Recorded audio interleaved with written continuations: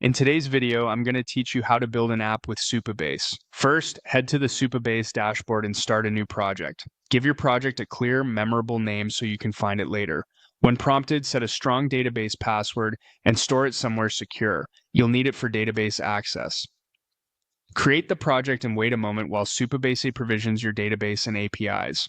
Once it's ready, open project settings and go to the Data API section. Here you'll see your project's API details. Click the URL field to copy your project URL, and note the JavaScript snippet Supabase provides. This snippet includes the URL and an anon key for client-side use. Copy that code and keep it handy. You'll paste it into your app shortly. Important tip: never expose any service role or secret keys in the browser. Only the anon key belongs in front-end code, and secrets should live in environment variables on the server. Next, go to the table editor to model your data. Create a table, give it a sensible name, and then add a column called content. Choose the column type text, which is ideal for storing strings of varying length. Confirm and create the table. Supabase will handle an ID and timestamps by default if you keep the defaults.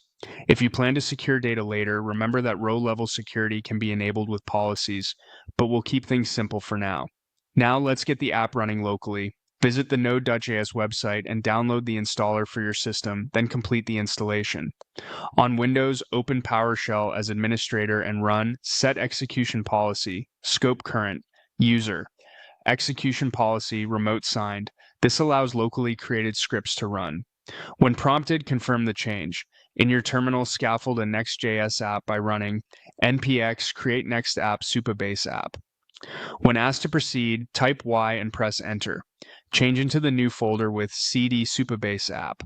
At this point, paste the Supabase JavaScript snippet you copied earlier into your project. For example, in a client file you'll import where needed.